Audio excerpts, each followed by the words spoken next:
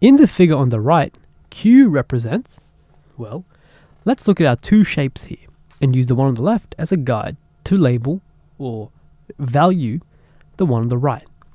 So as we can see here, since the arrow is covering half of the length of this side, the arrow has been labeled as a half, and since this arrow is covering just 1/6 of that side that it's been labeled as 1/6. So what this rule means is that an arrow has a value equal to what proportion of the side it is covering. So we're looking for Q.